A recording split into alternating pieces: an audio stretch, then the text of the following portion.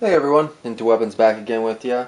Got kind of a neat little rifle to share with you, a little 22 rifle. This one comes from one of my buddies. He was having some issues with failure to feeds and wanted me to take a look at it.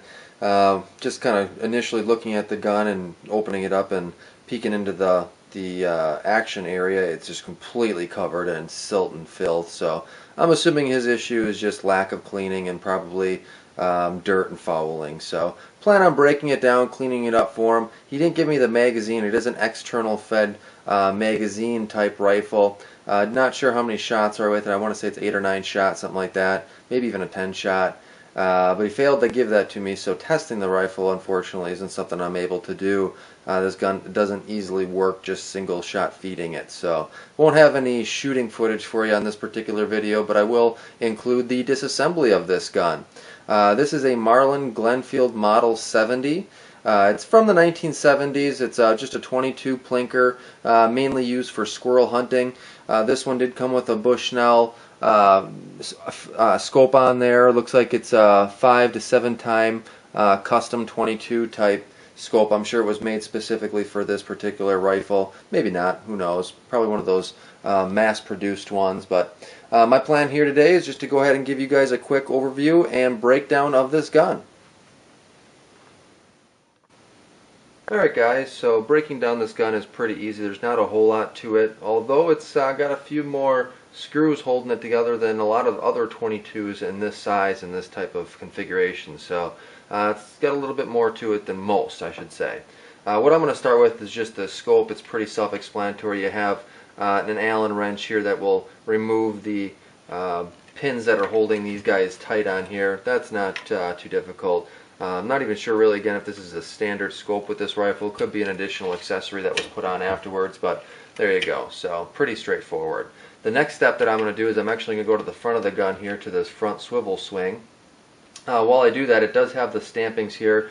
Glenfield Model 70, the Marlin Firearms Company, New Haven, Connecticut, USA, and it says caliber 22 long rifle. So I don't know if this will shoot the short or the just regular 22 rifle. I just know it shoots the standard 22 long rifle that most people are familiar with. So the front swivel swing here, it does have a little screw holding that in place. This is holding the front band on there. What I'm going to do is unscrew that. You don't have to unscrew it all the way. We'll go ahead and make sure it's just far enough so it's coming out of the wood, which is essentially holding that barrel band in place here. It does come all the way loose. It's not a big deal if you unscrew it all the way. It just screws it back in. But as you can see, that comes off pretty easily. There's nothing in the front holding that up. The sight isn't blocking it from coming off or anything like that. So from that point then, what we're going to do is move to the bottom of the gun. We'll start in the back here. We're going to remove this screw, the screw right behind the mag release, and the big screw up in the front here. And I'm going to start with the back one. This is more or less just holding the trigger guard into the stock of the gun. Hope you guys can see that. Kind of set that aside. Next step is going to be the screw here, which is again holding the front of the trigger guard and the rear of the mag well plate there. I'll go ahead and unscrew that. The mag catch is a little bit in the way of that guy, so you'll kind of have to work around a little bit. If you get a small enough screw, it should make your job a little bit easier. Otherwise, you know, the mag catch is meant to move, so you're not going to do any damage by moving that around a little bit. I'm just going to go ahead and try to get this guy in here and see if I can get this unscrewed.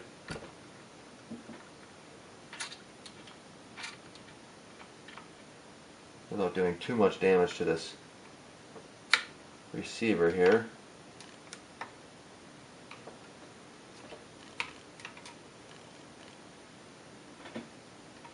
Now what maybe I'll try doing is removing this front screw here, loosening it up a little bit first. That might make it a little bit easier for me. I'll take that out. Yeah, sure enough, that made everything kind of move backwards where I'm able to get at this screw a little bit easier. So might be the better way of going about it. We'll go ahead and take that out. Now at that point you'll have your mag well plate come right off. Your trigger assembly will come right out, no big deal. You can go ahead and flip the gun this way. At that point then your whole receiver and barrel should come out. The mag catch down here might catch a little bit, so you just got to make sure you're pulling it out the correct way. And then you'll have your whole receiver assembly, your bolt catch assembly type system here. And what we'll do is we'll go ahead and work on this a little bit. I'm going to zoom in for you guys so hopefully you can see this a little better. So what I'm going to do is start in the back of the receiver here, going this way, and you'll notice in the back here there is a screw. We're going to go ahead and unscrew that.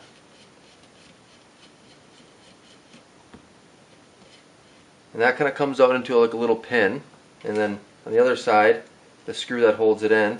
Just remember the pin one is the one that goes in the rear of the receiver. The pin side of it will only go in one side, so it's not too difficult to figure out which side it needs to go into. And then on this side, in the front of the receiver, there is a screw here and a screw on the other side which needs to be removed. And these both need to be unscrewed on each side.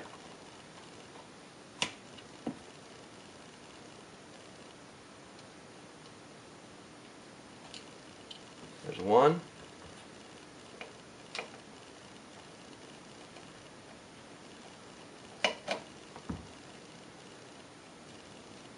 There's two. With that being done, this whole assembly here should come right up off the receiver, as you can see. And that gets in there, you can get in there pretty well and scrub that out. Should make that pretty easy. At that point then, down in here you have the whole bolt and bolt assembly. It's really all it's being held in here by is this spring, which providing tension. It's got a spring and a spring guide rod in there. And then you have your charging handle, which you're able to kind of pull back. And as you pull back, kind of hold it back with your thumb there on the slide portion of it. And then get your finger down in here and lift. And as you do that, the whole system should come right out, including that spring. Just like that. Now getting this in here is a little bit more difficult. If you stick this spring in here and then just try to slide it back, the spring guide rod in there is going to get pretty jammed up. So what I found is you actually kind of want to tilt it upwards like that almost, and then push this inwards and guide that spring down the guide rod before you settle this into the receiver again. The charging handle just really sits on top of this bolt assembly. So when you're reassembling it, just kind of setting that charging handle in there and then adjusting it into the position that it needs to go into once you're finally in there. But I don't know if you can see this, guys, but again, this thing is extremely caked, very dirty. This bolt is just horrendous. I'm sure it's never been cleaned. You can see my fingers are just soot filled. I'm sure the feed ramp on this is horrible. I can't even see the feed ramp. It's just caked. It's probably got a good eighth inch of coating on there of just silt and grime. So I'm sure that's his issues of not properly feeding. So kind of keep that in mind, I guess. That's pretty much it, guys. The assembly of this is going to be the reverse process. Go ahead and zoom back out there. I'll give you a quick look at the stock. The stock isn't anything special. There is one little piece in here I'd like to mention, I guess, and that's a little screw, and I'll kind of zoom in on that. It's actually a bolt which holds that little screw that's behind the mag well. It comes and screws up into this little metal housing or metal bolt. I actually took some glue and glued that down to the stock, as it wasn't sitting in there properly when I had everything reassembled and trying to get that mag well back in there. It kept popping out and wasn't screwing in there. So I took a little bit super glue and glued that down. That really seemed to help me out with reassembly of this gun. So something to keep in mind if it's giving you some issues. But otherwise, the stock is pretty standard. This stock's actually in pretty decent shape.